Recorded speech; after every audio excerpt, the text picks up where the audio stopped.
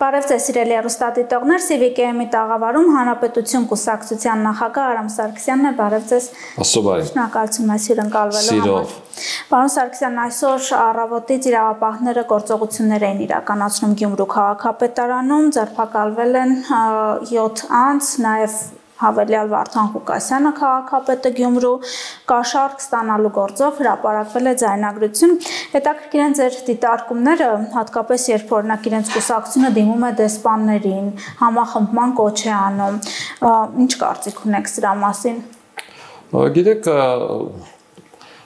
ընդհանուր առմամբ այն աղմուկը, ինչը բարձրացվեց այդ տվյալ ձայնագրությունից հետո հակառակ թևից, որ հասեք, փրկեք, օգնեք, այդ ճնշումներ են գործադրվում եւ այլը, այդ թևի մարդկանց իշխանության տարիներին որևէ մեկը տեղական ինքնակառավարման մարմիններում որպես ընդդիմադիր չէր ընտրվում։ Իրենք չեն կարող ասել որևէ ընդդիմադիր, որը տեղական ինքնակառավարման մարմինների ընտրության ժամանակ փորձած լինի առաջադրվել անգամ։ Դա անիմաստ անհետ էր։ Այսինքն այսօր իրենք մասնակցում են, կարողանում են զոռբայությամբ, վախեցնելով, տարբեր առումներով կաշառքներ բաժանելով, տարբեր թեկնածուներով հանդես գալով, հետո միավորվելով իշխանություն դառնալ, հետո անում են գործողությունները, ինչ իրենց բնույթին ու էությանը բնորոշ է, որտեղ իրենց տարիներին կաշառք չվերցնելը շանտողություն էր, մեղմ ասած։ Այսինքն մեր ժողովուրդը իրենց ինչի մերժեց, հիմնականում որ կաշառք էին վերցնում։ Եվ ընդհանրապես Վարդան Ղուկասյանի պարագայում պիտի ասեմ, որ սովետական միությունը հիմնականում փլուզվեց, որովհետև կոմունիստների մեծ մասը բնավորության այդպիսի գիծ ունեին, պարտադիր պիտի կաշառք վերցնեին, էլի հակառակ դեպքում Կոմկուսի այդ կուսակցական թերթիկը իրենք չէին վերցնում։ Այսինքն այդ թուղթ էր, որով դու իրավունք ունեիր կաշառք վերցնելու, եւ այդ սկզբունքով էլ խնդիրը գնացել է։ Ցավոք սրտի Հայաստանի երրորդ հանրապետության տարիներին սովորություն դարձավ падգամավորի կամ հանրային ընտրությամբ պաշտոն ունենալու պարագաները օգտագործել որպես անվտանգության կամ անձեռնմխելիության հիմնական գործոն եւ ես համոզված եմ որ հենց այդ գործոնից ելնելով էր որ Վարդան Ղուկասյան առաջադրվեց որովհետեւ մինչեւ առաջադրվելն էլ իր վրա քրեական գործեր կային եւ այդ գործերը կարճված չէին այդ գործերը քննչական գործընթացների մեջ էին եւ Վարդան Ղուկասյանը մտավ այդ համատեքստում ու այդ որպես վահան էր օգտագործում նաև իր համար, իր շրջապատին ասելով, որ քվետվեք հակառակ դեպքում դատվելու եմ։ Մեր ժողովուրդն էլ ամեն ինչ անում է, որ ինչ-որ մեկը չդատվի, ես էլ որևէ մեկի դատվելու կողմնակիցը չեմ, բայց երբ մարդ օրենքի հետ կապված խնդիրներ ունի, պետությունը կայանում է դրանով, որ պետության մեջ օրենքները գործում են։ Հիմա ես վերաբերվում եմ տվյալ խնդրին հետևյալ կերպ, կա ձայնագրություն, որը հանրությունը լսում է եւ այդ ձայնագրությունը նույնիսկ տհաճ է լսել, չգիտեմ, նկարիչներին վճարել, եկեղեցու նկարիչներին վճարում է կաշառք վերցրած գումարով, չգիտեմ ինչքան է եկեղեցու համար ընդունելի, բայց այստեղ միանշանակ է, որ այն մոտեցումները, քաղաքական են դիրքորոշումները, ինչ ունի Վարդան Ղուկասյանը եւ իր թիմը, այդ թիմի բնորոշ է նման դրսևորումները, պաշտոնական դիրքում նման մոտեցումներ ցուցաբերելը, անօրինական տարածքներ տրամադրելը, այդ տարածքների օրինականացման համար կաշառք վերցնելը, այդ նորություն չի մեր ժողովրդի համար։ Այդ նորություն չի, այդպես եղել է իրենց պարագայում, իրենք ուզում են հետ վերադառնան նաև այդ նույն ժամանակները հետ բերելու առումով։ Ու նրանք ովքեր որ նման մարդկանց գնում քվեարկում են, իրենք էլ են ուզում, որ այդ կաշառքը հետ վերադառնա, որովհետև իրենք էլ այդ ժամանակներին այդ կաշառքի որոշակի ծորակներից օգտվել են։ Ինչ վերաբերվում է գաղափարական մոտեցումներին, այստեղ բացարձակ հակառակ մոտեցումներն ունենք։ Ես ակնհայտ ասում եմ, որ մենք ուզում ենք, որ Հայաստանը, ասենք, ունենա այն օրինակը կամ լինի այն երկրների շարքում, ինչպիսին ենթադրենք Էստոնիան է։ Վարդան Ղուկասյանն ասում է, ես օրինակ ուզում եմ միութենական պետություն, այնպիսին ինչպիսին Բելարուսն է։ Հիմա մեր ժողովուրդը պիտի ընտրի իմ ասացի ու Վարդան Ղուկասյանի ասացի մեջ։ Վարդան Ղուկասյանի շեֆերն էլ Վարդան Ղուկասյանի նման են ասում, բայց ի տարբերություն Վարդան Ղուկասյանի այդպես չեն վարվում, այդքան ռիսկով չեն, հա, որ նաև այդքան, այսպես ասեմ, պարզունակ չեն, որ իրենց կաբինետում ազգային անվտանգության ծառայողներին ասեն տղեկ բարևներ, տղեկ ոնց եք, լսում եք մեզ թե չէ, հետո այդ կաբինետում այնպիսի բաներ խոսալ, որ կաշառքի կամ օրինական տարածքի օրինականացման խնդիրներ լուծել կամ 10,000 չգիտեմ ում տալու, որ ասենք մարդը կորցնում է պաշտոնում են իրականության զգացողությունը եւ գնում է այս կարգի բաները։ Ես կարծում եմ, որ եթե այդ ձայնագրությունները իսկապես անցնեն փորձակնություն եւ պարզվի, որ ճիշտ է, Գյումրի քաղաքում Վարդան Ղուկասյանին քվեթված մարդիկ պիտի հետևություն անեն։ Իսկ ինչ վերաբերվում է նրան, որ հիմի փորձում են հավաքվել մանկապարտեզներ, մեկ էլ մյուսներ եւ այլ, այս միանշանակ անհարիր բան է, օրենքի առաջ բոլորն են հավասար, օրենքը պիտի պարզի մարդը մեղավոր է թե մեղավոր չի եւ չգիտեմ մարդիկ փողոց դուրս գալով նման խնդիր իրավական դաշտում գոյություն ունեցող խնդիրներ չպետք է լուծեն ու չեն կարող լուծել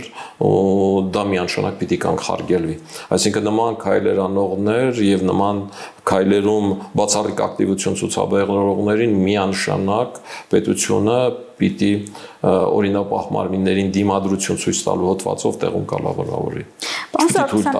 Մի իրավիճակ է Հայաստանում, որ ներկայացում են ապացույցներ, ներկայացում են ձայնագրություններ,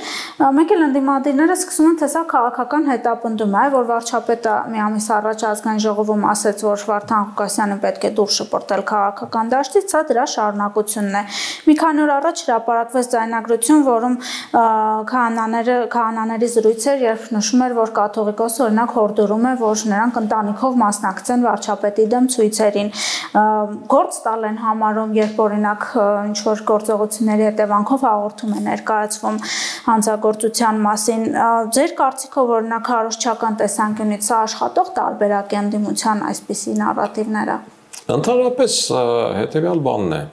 Չկա մարդում, որ մեղադրում են ինքը համարի, որ ինքը մեղավոր է, ինքը անդադ փորձում է արդարանալ հազարի տարբերակով, իսկ երբ որ ապացույցները անհերքելի են դառնում, ինքն ասում է վատառողջ է։ Երբ որ ինքը հարձակվում է ոստիկանի վրա, հրում է ոստիկանին, իրավապահ մարմինին,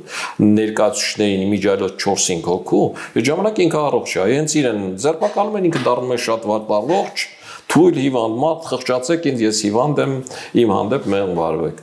Սա, այսպես ասեմ, մարդկային բնավորությանը բնորոշ գիծ է, բայց այն ինչ որ տեղի է ունենում եկեղեցու շուրջ եւ եկեղեցու սպասավորների,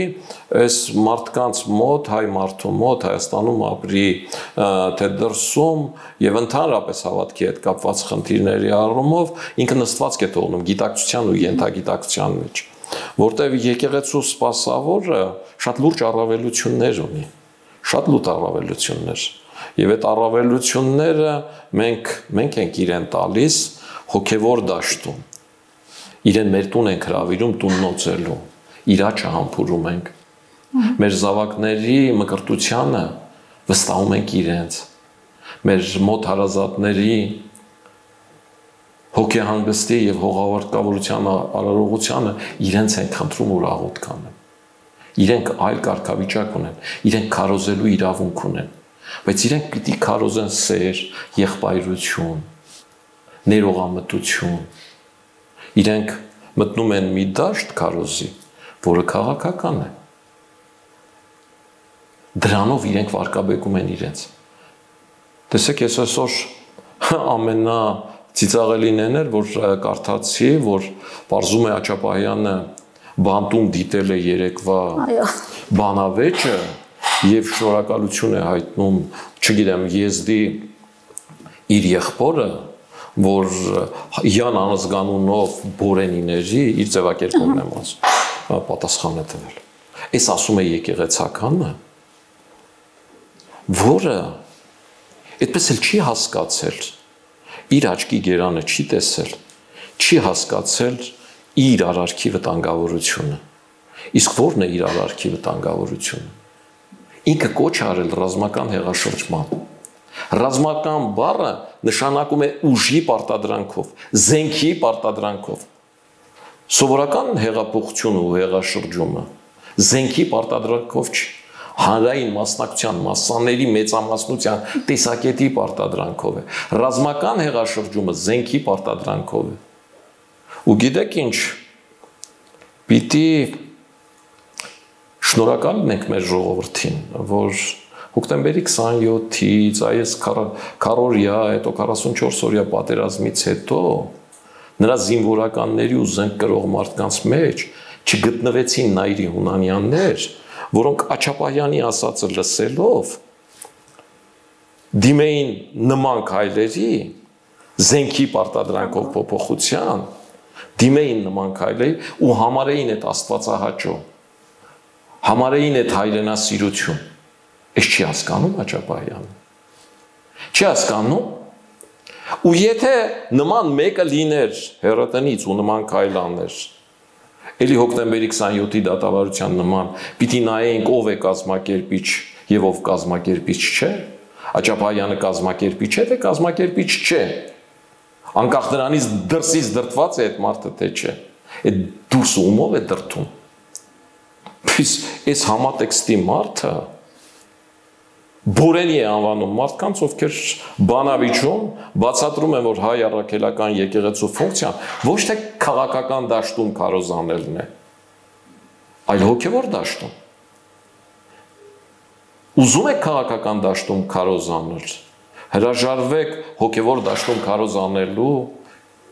քարոզանելու ձեզ տրված իրավունքից, այն վերաբերմունքից ու այն հարգանքից, ինչը մենք ունենք ձեր հագուստի ու ձեր վզին կախած խաչի նկատմամբ, որով մենք մեր տան դռներն ենք բացում ձեր առաջ ու խնդրում ենք, որ օրհնեք մեզ, որ բարևելուց ասում ենք օրհնի Տեր, որովհետև ձեր օրհնության կարիքն ենք զգում։ Դուք ձեզ պահում եք, չգիտեմ, քաղաքական գործիչների նման։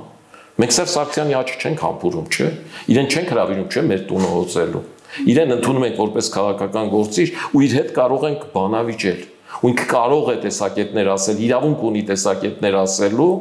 եւ իր ճշմարտությունը պնդելու, բայց ձերն ուրիշ դաշտում է։ Դուք էս չեք հասկանում։ Ու շատ տխուր է, որ պոռոտախոսությունը դարձել է, չգիտեմ, հոգևոր դաշտի համար առաջին քարոզչության մեթոդ։ Թզբեհով պոռոտախոս հոգևորականները, որոնք ճշմարտությունը ասելը համարում են գործ տալ։ Այս հոգևորականը, այն հոգևորականը, որը վախենում է ճիշտն ասել, ինքը դավաճանում է Քրիստոսին։ Ինքը դավաճանում է այն երդմանը, ինչ ինքը տվել է։ Այո, մեր հոգևոր դասը լուրջ հիվանդ է, եւ հոգևոր դասը առողջացման կարիք ունի։ Հոգևոր դասի առողջացման պիտի զբաղվեն հոգևորականները իրենք ներսից։ Ու իրենք իրենց սրբազանին պիտի բացատրեն, որ քո արածը ռազմական հեղաշրջման կոչը դատապարտելի է ու հարիր չէ քրիստոնյային։ Որ քրիստոնյային հարիր չէ իր եղբայրներին Բորենի անվանելը։ Այս ինչ չարությամբ է լցված։ Մնում է ձեռքներին դաջված կանեն, գրեն ազատություն, սվաբոդա ռուսերենով էլի, այդ ավելի կսազի։ Այս է այդ եկեղեցականների մակարդակն ու որակը։ Ու դատարանել մտնում են այնպիսի հրճվանքով, ասես հերոսություն են գործել։ Իսկ ընդհանրապես եկեղեցու Գարեգին II-ի ուզածը ո՞րն է ձեր կարծիքով։ Օրինակ Արամ Ան, երբ իր ողջունները օրերս փոխանցեց վարչապետին, տեսանք ինչ հարձակում եղավ նրա վրա, որ չգիտեմ, տպավորություն կար, որ գուցե փորձում է միջնորդի դեր ստանձնել, հաշտեցնել, գուցե սխալ է այդ տպավորությունը, բայց հարձակվեցին նաև նրա վրա եւ ցանկացած այսպիսի դրսևորում շատ վատ արձագանք է ունենում եկեղեցու կողմից եւ շատ արմատական կարծես դիրքավորում ունեն։ Ինչ է փորձում անել օրինակ եկեղեցին։ Ներքին մրցակցություն միշտ է եղել Կիլիկիո թեմի եւ Էջմիածնական թեմի առումով։ Եվ այդ առումով ես մշտապես պաշտպանել եմ Էջմիածնական թեմին, որտեղ համարել եմ, որ իրենք մեր Հայաստանի Հանրապետության որպես պետության ընդհանուր զարգերակն ավելի լավ են զգում, իսկ դրսի հայացքը այլ մոտեցում ունի եւ որոշակի առումով այդ տվյալ երկրում, որում իրենք են գտնվում, կոնկրետ պարագայում Լիբանանում, այդ երկրի շահերն են սպասարկում։ Գիտեք, Արամ առաջինի մոտեցումը իսկապես քաղաքական հենք ուներ, եւ այդ քաղաքական հենքը հիմնվում էր նրա վրա, որ վերջին շրջանում մեծ մերձավոր արևելքում Հայաստանի Հանրապետությունը սկսում է որոշակի դերակատարություն ունենալ եւ Հայաստանի Հանրապետության իշխանություններին հրավիրում են այն կարգի միջոցառումների, որոնցում լուծվում են մեծ մերձավոր արևելքի Լիբանան, Սիրիա, Պաղեստին, Իսրայել այս երկրների խնդիրները։ Իսկ Արամ առաջինը Լիբանանում է ու այդ տարածքում մեծ քանակությամբ հայեր կան, Սիրիայում կան, Երուսաղեմում, որոնք Արամ առաջանի Կիլիկիո թեմի այդ վերահսկողության տակ են։ Եվ այս համատեքստում իմ կարծիքով Արամ առաջինը փորձվել է օգտվել Հայաստանի Հանրապետության իշխանությունների բացած այդ դռնից ու այդ շահերից, որտեղ ինքն էլ այդ տարածաշրջանում որպես հայկական համայնքը ներկայացնող մարդ հանդես է գալիս նաև որոշակի իշխանության իրավունքով, որտեղ այլ իշխանություն այդ տարածքում ապրող հայերը չունեն։ Այսինքն այդ տարածքում ապրող հայերի իշխանությունը Արամ առաջինն է։ Բայց քանի որ Հայաստան պետության իշխանությունն էլ այսօրվա գործող իշխանությունն է հանձինս Նիկոլ Փաշինյանի, ում ներգրավում են խաղաղության տարածաշրջանի մեծ մերձավոր արևելք տարածաշրջանի խաղաղության համատեքստում, այս համատեքստում շատ բնական է ու ճշգրիտ է Արամ առաջինի օրհնությունը, որ դու այս տարածաշրջանի խաղաղությանը մասնակցում ես, որ ընդհանուր համատեքստում Պաղեստինի պետություն ունենալու իրավունքը պաշտպանել ես եւ արաբական այն երկրներում, որտեղ որ մենք ապրում ենք, այդ դրական վերաբերմունքի է վերածվել հայերիս նկատմամբ, որի համար էլ օրհնում եմ քեզ։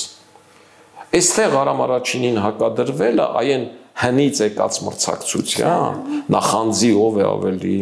լավ վեհապարը, ով է հայ ժողովրդի համար ավելի ընկալելի, ով է ավելի ընդունելի, այս համատեքստում է, որ Արամ առաջինը մշտապես քննադատել է դաշնակցական որոշակի հենք ունի, մշտապես քննադատել է Հայաստանի իշխանություններին, որ իր էությամբ ու կերպով ավելի շատ քննադատում է Հայաստանի իշխանությունների վարած արտաքին քաղաքականությունը եւ այլ, այս էլ է այդ։ Ուղղակի Արամ առաջինը այդ արել է իր տարածաշրջանում գործող հայ քաղաքական մտքի շահերից եւ հայկական շահից ելնելով, ինչը միանշանակ ողջունելի է։ Ձեր կարծիքով կստացվի այսօրվա փողոց դուրս եկող ընդդիմության, օրինակ եկեղեցու միջոցով տրամադրություններ ստեղծել իշխանությունների դեմ, երեք երթ տեղի ունեցավ դեպի Մայրաթոր, մեր ձևով անունը ստացած քաղաքական ուժի կողմից, Գարեգին II-ն էլ ասում էր հակառակ իշխող ուժի գործողության, մեր եկեղեցին անսասան է մնալու, այսինքն փորձ է արվում նաև միավորելով եկեղեցին կամ օգտագործելով եկեղեցու անուն ինչ-որ գործողություններ իրականացնել իշխանությունների դեմ, սրանք ինչ հնարավորություններ ունեն։ Նախքան հնարավորությունները ես կուզենամ, որ մենք հետևություններ անենք։ Ինչպես է ստացվում, որ ռուսական ուղեծրում գտնվող բոլոր ուժերը, ներառյալ կոմունիստ Վարդանիկը, այս կարգի եկեղեցասեր են դառնում։ Ես ինչքան հիշում եմ, կոմունիստները կոնկրետ մեր գյուղում եկեղեցին վերածել էին պահեստի։ Իմ հորս պապիկին, ով վանահայր էր, որպեսզի գիշերով չգնա մարդկանց, իսկ մարդիկ ուզում էին իրենց երեխաներին մկրտեն, ու վանահայր պապիկը հորս գիշերով կանչում էին տուն, գնում էր երեխաներին մկրտության արարողություններ անում կամ ամուսնության արարողություն, որպեսզի չանի ինչ էին մտածել կոմունիստները։ Հորս պապիկին տարել էին ազգային անվտանգություն, մուրուքը խուզել էին, անարգել էին, որ առանց մորուքի ինչ վանահայր չի գնա ու չա։ Այս են եղել կոմունիստները։ Հիմա Վարդան Ղուկասյանը խաչը խփել է դոշին, ասում է ես կոմունիստն եմ, հետնել Աստծուն նվիրյալ։ Այս հակադիր բևեռներ են, էլի։ Նույն ռուսական համատեքստը, նույն Պուտինը, որը սովետական միության վերականգնում է ուզում, սովետական միության ժամանակ եկեղեցին մերժված էր ու եկեղեցու սպասավորները պարտավոր էին ազգային անվտանգությունում թղթեր ստորագրել պետությունը լքելուց կամ որևէ տեղ ծառայություն գնալուց առաջ։ Հիմա ստացվել է այնպես, որ այս ռուսական գծում եղած բոլոր քաղաքական ուժերը, կուսակցությունները, Եվ եկեղեցին միավորվում են, միասնական քայլեր ու շարժումներ են անում։ Ու եթե իրենց թվում է, որ այս իրենց ու ռուսների միասին լինելը մեր ժողովուրդը չի տեսնում, կամ դրանից հետևություն չի անում, չարաչար սխալվում են։ Առաջի հետևությունն էս է, որ այս ուժերը ծառայում են ռուսներին։ Իսկ ռուսներն ինչ են ուզում։ Ռուսներն ուզում են այն, ինչ ուզում է Ալիևը, ինչ ուզում էր Թուրքիայի նախագահը, նոյեմբերի 9-ի փաստաթղթի 9-րդ կետ։ Այդ Ալիևը մինչև 2025 թվականի օգոստոսի 8-ը կրկնում էր, որ ամենալավ հարթակը բանակցելու Մոսկվայում է։ Հիմա իրեն պարտադրեցին, ինքը ստիպված գնաց Վաշինգտոնում թուղթ ստորագրեց։ Ռուսների հետ էլ հարաբերությունները լարված էին, դրանից հետո Պուտինն ասեց՝ արի խոսենք, ասեց հանկարծ չփորձես մինչև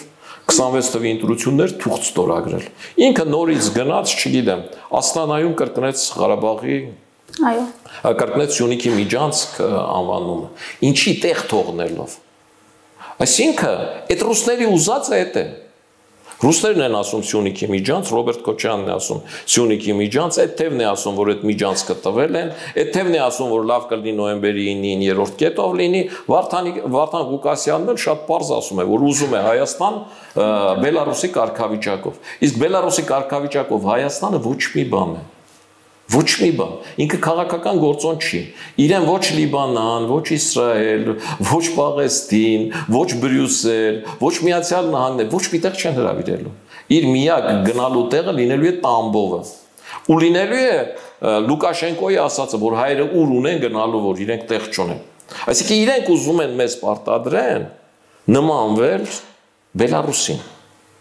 որը կամազուրկ Ռուսաստանից կախված ինչ-որ մարզային միավոր է, մեծ մարզային միավոր, ոչ ավելին իր քաղաքական ունեցած ազդեցությունը։ Ես ասում եմ, եկեք նմանվենք Էստոնիային,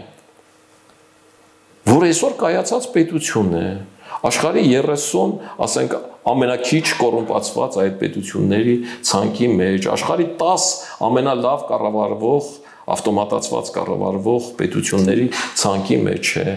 Այդ երկրում դպրոցականներին, դպրոցական տարիքից հիմա սովորեցնում են դրոններ վարելը։ Եվ մենք մեր ծրագրերում, այս 26 թվականի ընտրություններ, առաջարկելու ենք, որ այդ ծրագիրը պարտադիր մտցնեն։ Տարեկան 20,000 երեխա ավարտում է դպրոցը դրոնավարի ունակություններով։ Այսինքն տանը նստած երեխան պատերազմի պարագայում կարողանալու է փոքր դրոններով մարտեր վարել։ Բարձր դասարանի երեխաները ոչ միայն դրոնները վարելու տեխնիկային են սովորում, այլ նաև նրա կառուցման, նրա կոնստրուկցիային, նրա նախագծման ունակություններին են սովորում։ Այս պետությունն է, որը ամբողջությամբ թվայնացրել է կառավարման համակարգը եւ տարեկան 1-2 միլիարդ խնայողություն է ունենում միայն կառավարման համակարգի թվայնացման առումով։ Ես այս թեմայով խոսել եմ, շատ ուրախ եմ, վերջերս նաև վարչապետը անդրադարձավ, ասաց, որ թվայնացնելու ենք այդ տեղական կառավարման եւ այլնի։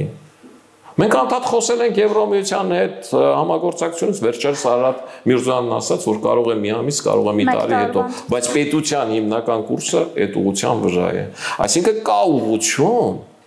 որը մեր պետությանը հնարավորություն է տալու զարգանալու, նոր տեխնոլոգիաներ բերելու, հզորանալու, որը թռիչքային տնտեսական աճ ապահովելու։ Ռոբերտ Քոչարյանը այդ իր կոմունիստաբարո հետևորդներին, որ տարբեր տեղերում 5-6 տեխնացու է առաջադրում, որ կարողանա ինչ-որ կերպ անցնել ու իր գոյությունը պահել, այդ իր հետևորդներին ինչ է ասում։ Ասում է այն տարիներին տնտեսական աճ էր, աղքատությունը կրճատվել էր 3 անգամ եւ այլն։ Ոչ թե աղքատություններ կրճատվել, աղքատները գնացել էին արտագնա աշխատանքի։ Այստեղ աշխատանք չգտնելով Ռուսաստանում ասֆալտ էին փռում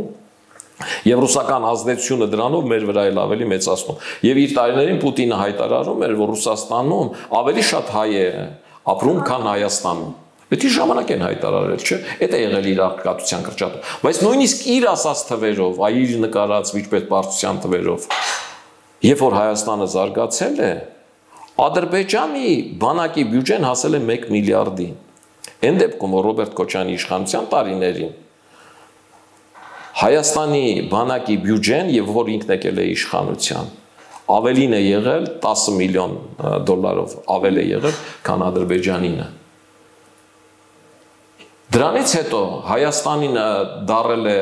300 միլիոն, Ադրբեջանին միլիարդն անցել է։ Այսինքն եթե Ռոբերտ Քոչյանի ասած այդ աճով ինքը գա Աստված չանի, ինչ անհնարին եմ համարում նաև ու այդ ձև ինչպես իր ժամանակ էր, այսինքն Վարդանիկաբարո էլի, բաների կազմակերպած պետություն ձևավորեն, ում ինչ ուզեն սեփականաշնորեն, ում ինչ ուզեն տան, ու այդ օրինականացնեն օրենքով։ Այսինքն եթե նույնիսկ այդպիսի պետություն, իր ասած կազմակերպած պետություն, կոլխոզ Լուկաշենկոյի կոլխոզից կառուցի, ու աճ ունենա, միևնույն է, այդ աճը Ադրբեջանի աճից 3 անգամ պակաս է լինելու։ Հետևաբար մեզ թռիչքաձև է պետք։ Այդ թռիչքաձև աճ մեզ Ռուսաստանն ապահովել չի կարող։ Նա չունի ոչ տեխնոլոգիաները, ոչ ներդրումային հնարավորությունները, ոչ ֆինանսական միջոցները։ Ինքը նույնիսկ Իրանում, Թուրքիայում կառուցող իր ատոմակայանի բանվորներին 3 ամսով աշխատավարձ չի տվել, 3 ճառաճորը բունտ էր։ Այսինքն Ռուսաստանը լուրջ խնդիրներ ունի, ինքը աշխարհի զարգացման առաջընթացի հետ կապ չունի, կտրվել է այնքան, որ Չինաստանի պրոքսին է դառել։ Այսօր Ռուսաստանին է տանիք պետք, քանզինս Չինաստանին։ Մեզ այդ թռչկային աճը կարող է ապահովել Միացյալ Նահանգները, որն էլ առաջարկում է տարբերակները, որպես տարբերակ առաջարկում է կիսահաղորդիչները եւ արհեստական ինտելեկտը, որպես տարբերակ առաջարկում է էներգետիկայի մեծ պաշարների արտադրություն եւ այդ պաշարների իրացում։ Միայն Nvidia-ն, որը եկող տարի արդեն Հայաստանում հանձնած կլինի տարածաշրջանի ընդհանրապես աշխարհում ամենախելոք համակարգիչը լինելու է ամենաառաջադեմ համակարգիչը լինելու է Հայաստանում։ Հիմա Nvidia-ին հավաքում են այդ համակարգիչը, եկող տարի Հայաստանում է լինելու։ Ամենահզոր համակարգիչը եւ նույն Կատարից, չգիտեմ, Սաուդյան Արաբիայից, Արաբական Էմիրատությունից իրենց խնդիրների լուծումը տալու են այս կոմպյուտերին, որտեղ էս արագ է գործելու։ Այդ համակարգիչը 100 մեգավատ էլեկտրոէներգիա է օգտագործելու։ Մեր ատոմակայանը 420 մեգավատ է, 400 մեգավատ այսինքն ատոմակայանի արտադրած էներգիայի 1/3-ը գնալու է այս սպառման, տեսեք ինչ աղբյուր է բացվում, որը վճարվում է դոլարով։ Մենք այսօր էլեկտրոէներգիան, ասենք գազ եւ այլ ուրան գնում ենք դոլարով, ներսում վաճառում ենք դրամով, դրամն էլ կուրսը ցածր ենք պահում, ու այստեղ մեր էներգետիկան ահռելի ճաք է բացում։ Մեր պետական, միջպետական պարտքերի ամենամեծ մասը էներգետիկայից առաջացած ճաքերը փակելու մեջ է։ Մեզ պետք է էլեկտրոէներգիան վաճառել դոլարով, այն որ մենք տալիս ենք Իրանին, մենք այդ փոխանակում ենք։ Իրանն էլ դոլար չունի, մենք էլ դոլար չունենք, այդ փոխանակում է, պարզ փոխանակում է։ Մեզ պետք է դոլարով էլեկտրոէներգիա վաճառել։ Իսկ դրա համար ի՞նչն է լավագույն արհեստական ինտելեկտը, այդ ընկերությունները, որոնք կգան Հայաստան, իրենք դոլարով են գնելու մեզնից էլեկտրոէներգիան։ Ու մենք այդ խնդիրը չենք ունենալու այդ ճեղքվածքի։ Սրանք լուծումներ են, որը ցանկացած նորմալ բանավեճում, նորմալ բանավիճողի հետ ես կարող եմ դնել եւ մեծ հաճույքով կլսեմ, թե Ռուսաստանից Վլադիմիր Պուտինը կամ իր, չգիտեմ, տարբեր տնտեսական գծով կամ վարչապետի տեղակալները ինչ են առաջարկում մեզ։ Բացի այն, որ ձեր ծաղիկները թույլ չենք տա, բացի այն, որ ձեր լոլիկը մեր մոտ է վաճառվում, այլևս խնդիր կունենա, բացի այն, որ ձեր կոնյակը լավ որակի է կամ վատ որակի է, էս է իրենց առաջարկածը։ Իրենք բացի այն, որ այդ իրենց ունեցած տնտեսական հնարավորությունները, առևտրային հնարավորությունները ԵԱՏՄ-ի մեր վրա կիրառում են որպես քաղաքական գործիք, այլ գործիք չունեն։ Եվ այսօր իրենք, նույնիսկ եթե մենք այսօր ես վստահ եմ հայտարարենք, որ դուրս են գալիս ԵԱՏՄ-ից, իրենք խնդրելու են, որ դուրս չգանք։ Որովհետև այդ վերջին քաղաքական գործիքն է, ինչը իրենք ունեն մեր վրա։ ԵԱՏՄ-ից դուրս գալուց հետո իրենք որևէ քաղաքական գործիք այլևս Հայաստանի վրա չունեն, որտեղ Ադրբեջանը թուղթ է ստորագրել Թրամփի ուղու։ Ադրբեջանը հիմի որևէ պարագայում Հայաստանի սահմաններին պատերազմի չի գնա։ Իրեն այդ բացարձակ պետք չի։ Ղարաբաղն էլ որպես ազդեցության գործիք այլևս չունի Ռուսաստանը, որ միշտ եղել է։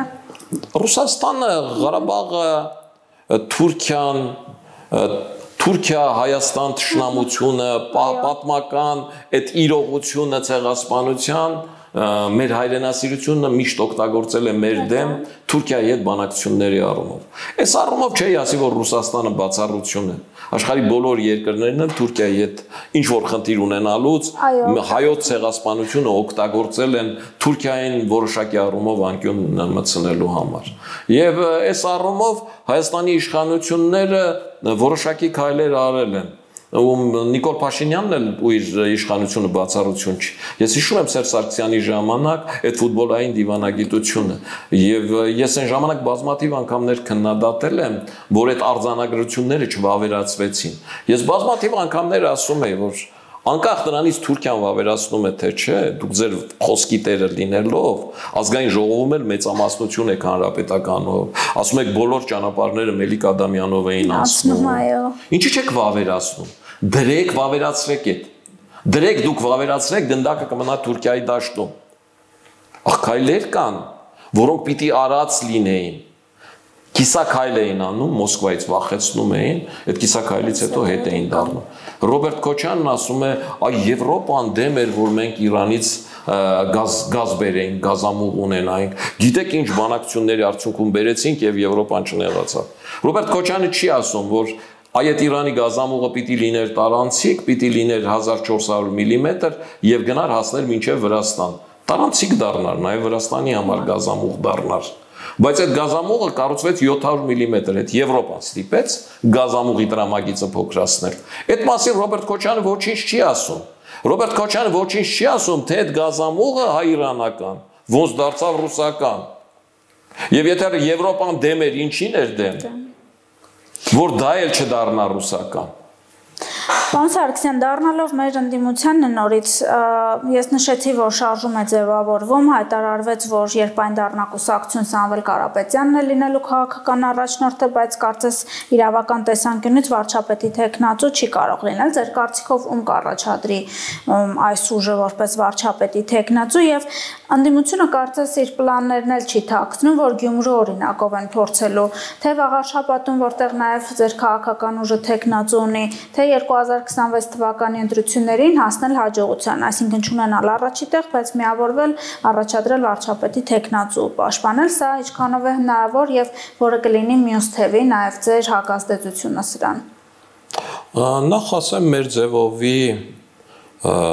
ձևովի հիմնական խնդիրը կուսակցություն դառնալն է եւ երբ որ կդառնա, այդ ժամանակ նոր արժի իրենց անդրադառնալ։ Այսօրվա պարագայում իրենք որոշակի քաղաքական շարժում են ձևավորել, այդ քաղաքական շարժման շրջանակներում փորձում են ինչ-ինչ գործողություններ անել, ակտիվ երևալ, իրենց շարքերը լրացնել, թողանեն, երբ որ քաղաքական կդառնան, այդ ժամանակ էլ կխոսենք։ Այն որ իրենց ձևով մոռացված, ինչ որ առումով, դրական առումով մոռացված ու ամենավատ ձևովն է, դա կասկած չկա։ Այսինքն ինչի նկատի ունեմ, ընտրակաշարք ընտրություններից առաջ այն հին Ռոբերտ Քոչարյանի եւ այլ այդ որ սկսեցին 5000 դրամով հայ մարդու խիղճի գնել։ Այ հայ առաքելական եկեղեցին այդ ժամանակ պիտի դա ասել ժողովուրդ խիղճը չեն ծախում, ընտրելու իրավունքը չեն ծախում։ Այ դա կներ հայ առաքելական Սուրբ եկեղեցու ու որևէ մեկը այդ ժամանակ չէր կարող ասել, որ դու քաղաքականությանն եք խառնում, որտեղ այստեղ խոքուն խղճին էր, եթե այդ ժամանակ եկեղեցին ասեր, իսկ այդ ժամանակ գիտեք, եթե 5000-ը 10000 որ տալիս էին, փորձվեր մարդը չվերցներ։ Չվերցնելու դեպքում պատժվում էր, այսինքն եթե դու չես վերցնում, ուրեմն դու ակնհայտ ընդդիմադիր ես, ուրեմն այս մարդու ընտանիքի անդամներին աշխատանքից ազատեք։ Այդ ժամանակ ասենք կուսակցություններ կային, որոնք տուկի թել էին բաժանում, որպես ընտրակաշարք։ Կուսակցություն կար, որը ջեմ էր բաժանում, Մուրաբա, այո, այս մեր ժողովուրդը հիշում են։ Հիմի դպրոցական պայուսակներ են բաժանում, Գյումրիում ասում են, այ եթե փող չունեք, փողը չի բավարարում, Գյումրու օրը նշելու մենք այդ փողը ձեզ կտանք եւ այլն։ Իսկ ինչ միանգամից հիշեցին։ Այսինքն այս այն վատ ձևերից է։ Նույնը խոսում են հանրահավաքների մասով, այդ հանրահավաքների թվերի,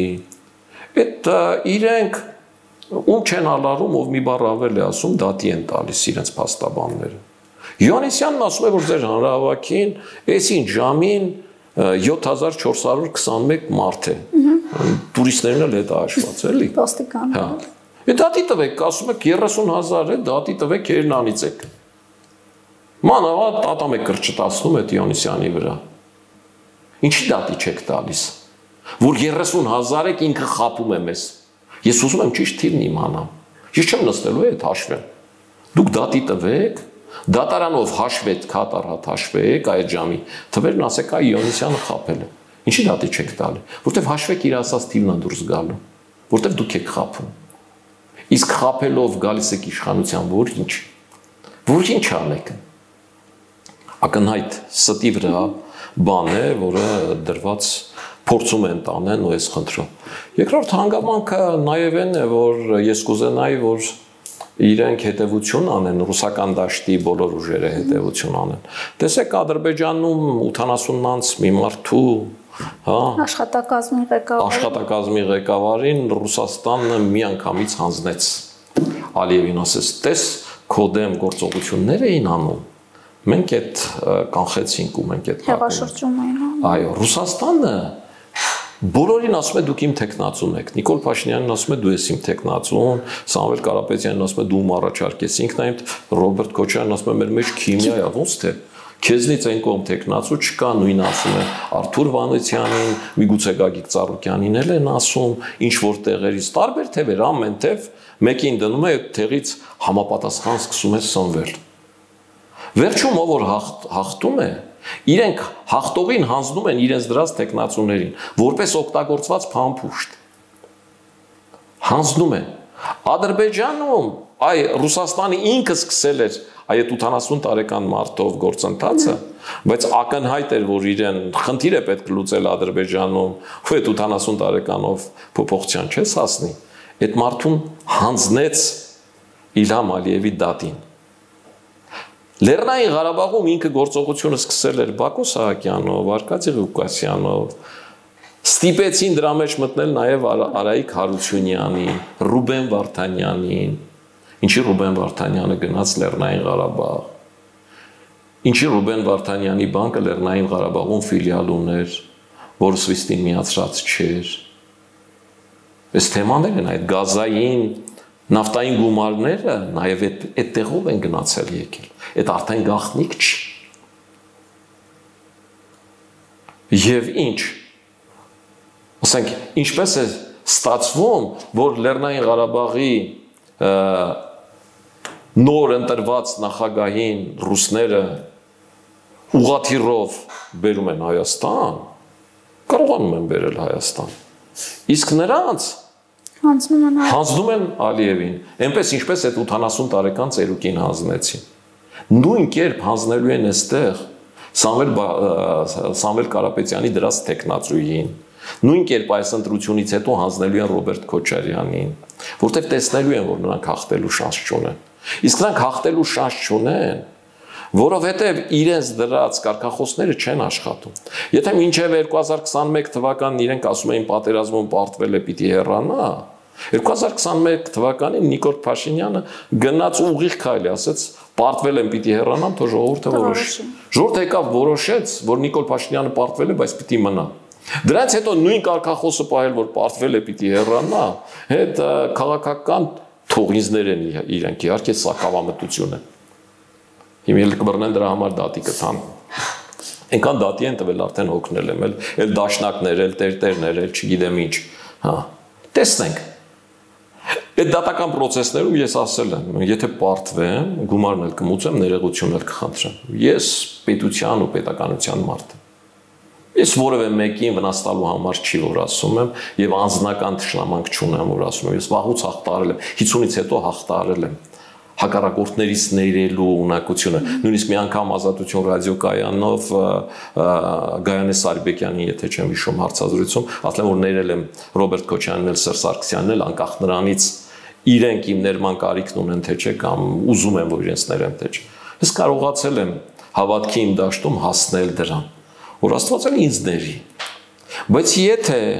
իրենք այդ դատերում պարտվեն, այն ինչ որ ասել եմ 1000 անգամ ամեն հարցազրույցում ասելու եմ ու պնդելու եմ, այդ էլ թող իմանան դատի տվողները։ Հիմա այդ Գյումրու սցենարին ոնց է հնարավոր հակազդել, եթե փորձեն իրականություն դարձնել։ որովհետև օրինակ չեն թաքցնում, որ տեսեք Նարեկ Կարապետյանն ինչ է ասում, Ռոբերտ Քոչյանի, Սերժ Սարգսյանի անձերի հետ չենք համագործակցի, բայց կարող է լավ կադրեր լինեն իրենցից համագործակցեն։ Քոչյանը բացահայտ էր ասում, որ շատ լավ տարբերակ է Գյումրիով գնալը, Սերժ Սարգսյանի դիրքորոշումը դեռ հայտնի չէ, բայց կարծես էս է իրենց պլանը ու հնարավորության առավելագույնը, որ կարող են ունենալու, ինչ անել, որ իրականություն չդառնա։ Իմ կողմից շատ հարգված թե գրող, թե քաղաքական գործիչ, թե հրապարակախոս Վանո Սիրադեղյանը դրան մեյմունություն էր ասում։ Ղարաբաղ կոմիտեի այդ բաները հետաքրքիր բառապաշար ունեին։ Վազգեն Մանուկյանն էլ գյուղական շուստրություն էր ասում այդ կարգի դրսևորումները։ Մի նայեք, վաղ շաբաթում ընտրությունների մասնակցում է հաղթանակ Դաշինք անունը կրող մի կառույց, որում է նաև Դաշնակցությունը, եւ որը ակնհայտ Ռոբերտ Քոչյանի տեխնացուն է, ակնհայտ Ռոբերտ Քոչյանի թիմը պաշտպանում է այդ տեխնացուին եւ այդ տեխնացուն, որ հայտնի է ժամանակին ՀՀԿ-ի Սակուլի կանոնով հիմա Սևակով է հանդես գալիս, Ռոբերտ Քոչյանի որդի Լևոն Քոչարյանի շատ մոտ ընկերն է։ Եվ դա գաղտնիք չի։ Երկրորդ կա Անդրանիկ Թևանյան անուն ազգանունով մեկը, որը հայտնի է Դոնբասներում ոյաժների գնալու եւ ռուսական հեռուստատեսության էկրաններից, Հայաստանի Հանրապետության իշխանություններից, հայ ժողովրդից եւ այլնից բողոքելու իր կարծիքով հայ ժողովուրդը ռուս ժողովրդի կցորդն է եւ Հայաստանի տեղը Վարդանիկի նման Բելարուսին կարգավիճակ ունենալն է։ Իհարկե ի տարբերություն Վարդանիկի ինքը ոչ երկելու այդ ունակությունն ունի։ Վարդանիկի ձայնը անհամեմատ լավն է, առավել եւ շարականների եւ այլնի առումով, ոչ քաղաքական ճարտարախոսության առումով էդ ունի, ոչ էլ անկեղծության առումով։ Ինքը սովորական Անդրանիկ Թևանյանն է, որը Ռոբերտ Քոչարյանացին է իր 7 օր այեմ կայքով, այո, որը էլի գաղտնիք չի, կարող են դատի տալ, ասեն հիմնավորեք, ու այդ ամբողջ Հայաստանին ակնհայտ է, չէ՞ թե այդ 7 օր այեմ կայքը ումն է եղել, եւ այդ կուսակցությունը առաջադրել է տեխնացու, որը միանշանակ էլի Ռոբերտ Քոչյանի տեխնացուն է։ Այսինքն վաղարշաբաթ համայնքում Ռոբերտ Քոչյանը մասնակցում է երկու տեխնացուով։ Եվ այդ մոտեցումները, որ այ մենք չենք համագործակցի, հների հետ կապ չունենք, մենք նոր ուժ ենք, մենք նոր մոտեցում ունենք, մենք ասել ենք, որ հների հետ չենք համագործակցի, բայց այնտեղ եղած մարդկանց հետ չենք, այս մեյմունություն է։ Անկեղծ ասած, ակնհայտ մեյմունություն է, որտեղ մարդը երկու թիմով մասնակցում է, որ այնտեղ կարողանա ինչ-որ բանի հասնել։ Եվ եթե վաղարշաբաթին գնում ես երկու թիմից որևէ մեկին քվե է տալիս, ինքը քվե է տալիս նոյեմբերի 9-ին 3-րդ կետին, ինքը քվե է տալիս Ռոբերտ Քոչյանի տարիների հետ վերադառնալուն, ինքը քվե է տալիս այն ռուս զինվորին, ով 2023 թվականի սեպտեմբերին իրենց տները լքած Ղարաբաղի մեր քույրերի ու եղբայրների տներից հեռուստացույցեր դարձնում։ Իրենց քվե տվողը քվե է տալիս այդ զինվորին։ Եվ եթե ուզում են քվե տան այդ զինվորին, թող տան, բայց իրանք պարտվելու են, որտեղ իրենք փոքրամասնություն են, որտեղ իրենց դոնբասացին, կոմունիստացին ղեկավարներին իշխանությունը պետք է սեփական ազդեցությունը մեծացնելու եւ կոռուպցիայով զբաղվելու առումով հարստանալու, կղզիներ գնելու,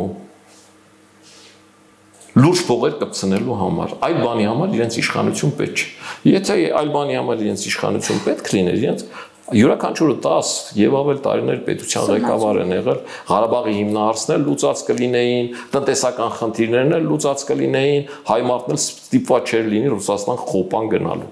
Շնորհակալություն, պարոն Սարգսյան։ Ես եմ շնորհակալ։ Ես մեր հեռուստատիտողներին հիշեցնեմ, որ CVKM-ի տաղավարում Հանրապետություն կուսակցության նախագահ Արամ Սարգսյանն էր, կհանդիպենք։ Չմոռանաք հավանել տեսանյութը եւ բաժանորդագրվել CVKM-ի YouTube-յան էջին։